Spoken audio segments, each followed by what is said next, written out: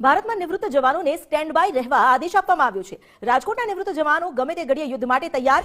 નિવૃત્ત થયેલા જવાનો પણ પાકિસ્તાન સામે લડવા તત્પર છે। જ્યાં પણ અમારી જરૂર પડશે અમે જવા તૈયાર, આ તેમને વ્યક્ત કર્યું છે પોતાનો ભાવ। સાથે એ પણ કહ્યું છે કે અમે આદેશ થયાના 24 કલાકની અંદર જ હાજર થઈ જઈશું। અમે નિવૃત્ત ભલે થયા હોય પણ દેશ માટે લડવા તૈયાર છીએ। દેશની બહાર અને અંદર રહેલા ગદ્દારોનો ખાત્મો જરૂરી છે।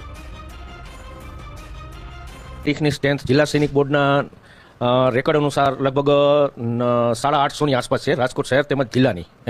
અને તેમાં જે અમારો આર્મીનો નિયમ હોય છે કે આમ જ્યારે લોકો નિવૃત્ત સૈનિક પેન્શન આવે છે ત્યારે જ ગવર્મેન્ટ તેમની પાસે એક બોન્ડ સાઇન કરાવી લે છે કે આજે વોરની સ્થિતિ થાય કે ગમે ત્યારે લડાઈની સ્થિતિ પ્રવર્તે ત્યારે 7 વર્ષ સુધી ત્યારે ગવર્મેન્ટ તેને ગમે ત્યારે બોલાવી શકે છે। અને અમારી બધાની સંપૂર્ણપણે તૈયારી છે અને અમને અમારી રેજિમેન્ટમાંથી મૌખિક સૂચના પણ આપી દેવાઈ ગઈ છે। જે રીતના જો કદાચ આદેશ આવે છે તો કેટલી વારની અંદર ત્યાં પહોંચી જવાની તૈયારીઓ ખાસ કહી શકાય? 24 કલાક વિધિન સંપૂર્ણપણે અમારી તૈયારી છે। 24 કલાકમાં અમે બધા અમારી રેજિમેન્ટમાં રિપોર્ટ કરી દઈશું। અમે 24 કલાકની અંદર અમારી રેજિમેન્ટમાં રિપોર્ટ કરી દઈશું। ખાસ જો યુદ્ધ થાય છે તો ભારતીય તાકાત વિશે વાત કરવી છે, શું કહો છો? ભારતીય તાકાત વિશે જે અમે રેજિમેન્ટમાં જે રીતે અમે કામ કરેલું એ રીતે અમે બોર્ડર ઉપર કામ કરી શકશું। શું તમે કયા બોર્ડર ઉપર અત્યાર સુધી આરટી રેજિમેન્ટ, તોપખાના રેજિમેન્ટ। હું ઇન્ફેન્ટ્રી સોલ્જર છું અને આસામ ની બોર્ડરમાંથી રિટાયર્ડ થયેલા છું। ઇન્ડિયાના હરેક વિસ્તારના અનુભવ અમને છે। ગવર્મેન્ટના ઇશારા ઉપર અમે નિવૃત્ત કર્મચારી સંપૂર્ણપણે ભારત સરકાર સાથે જ છીએ અને ભારત માતા માટે જ જન્મ લીધેલા છીએ, જેનું કામ અમે પહેલાં પણ કરી ચૂક્યા છીએ અને હજી કરવા માટે તત્પર છીએ। એના માટે કોઈ કોમેન્ટની જરૂર નથી। એક બીજો સવાલ ઉત્પન્ન થઈ રહ્યો છે, જે રીતના વારંવાર પાકિસ્તાન આતંકવાદીઓ હુમલા કરતા અને જે રીતના વાટાઘાટો ચાલતી, પરંતુ આ વખતનું જે વાતાવરણ છે તેને કઈ રીતના જોવો છો? આ વખતે ઇન્ટરનલ અને એક્સટર્નલ બંને સાઈડનું કોમ્બિન ઓપરેશન કરવું પડે એવું છે, કારણ કે દેશની હરેક સીમા ઉપર જ બધો પ્રોબ્લેમ નથી હોતો, ઘણો પ્રોબ્લેમ અંદર પણ હોય છે। એ અમે નિવૃત્ત થયા પછી અહીંયા ઇન્ટરનલ સર્વિસમાં જોઈન કર્યા પછી અમે ખુદે અનુભવ્યું છે।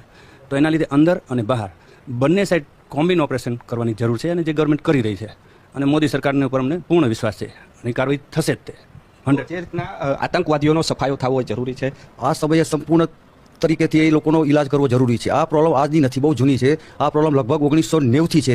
હું આ સેનામાં 30 વર્ષની લાંબી કારકિર્દીની સર્વિસમાં આપેલી છે। તેમાં આપણે બોર્ડર કરતાં ઇન્ટરનલી એટલી ડિસ્ટર્બ છે આપણો વધારે। તો હવે એનો સંપૂર્ણપણે નાશ કરવો જોઈએ। જે મોદી સરકાર આ વખતે જે પગલું લીધું છે બિલકુલ બરાબર લીધું છે। કદાચ અમારા એક્સ સર્વિસમેનોની જરૂર પડે તો અમે આજ પણ જવા માટે તૈયાર છીએ। અમારી 58 વર્ષની ઉંમર હોવા છતાં પણ અમે દેશ માટે ગમે ત્યારે બોલાવે બિલકુલ તત્પર છીએ, હાજર રહીએ છીએ। હવે ટેકનિકલ યુદ્ધ છે, બાહુબલથી વધારે ટેકનિકલ છે। પહેલો પ્રશ્ન એ કે ટેકનિકલ યુદ્ધ કરવા માટે એક્સમેન અમે છીએ, અમારી જરૂર કાંઈ નહીં, ફૂલ નહીં તો ફૂલની પાંખડી એને દેવી પડે।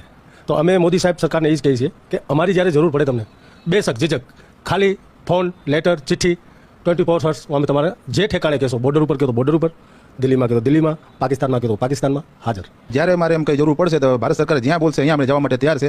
અને અત્યારે મારે 60 વર્ષ ઉંમર થઈ ગયા હોય, ભલે હું ગઈઢા થઈ ગયો, એટલે કે મારે આપણા દેશ માટે તત્પર છીએ, જવા માટે આખરી બૂંદ સુધી આપણે લડવા માટે તૈયાર છે। ભારત સરકાર જ્યાં બોલશે અહીંયા અને સ્ટેટ ગવર્મેન્ટ જ્યાં બોલશે અહીંયા આપણે સેવા કરવા માટે તૈયાર છે।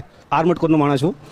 યુદ્ધ બાબતે પહેલાં જે ઇન્ટરનલના જે દેશદ્રોહ છે બધા જે વ્યક્તિ છે એને પહેલાં અંદરથી નાબૂદ કરીએ। એ અંદરથી નાબૂદ કરે એટલે આપણે જનતાનો જે સપોર્ટ મળવો જોઈએ એ મળશે। આપણા જ અંદરના ગદ્દાર છે વધારે, કારણ કે આતંકવાદીના અંદરના જ સપોર્ટ વધારે કરે છે।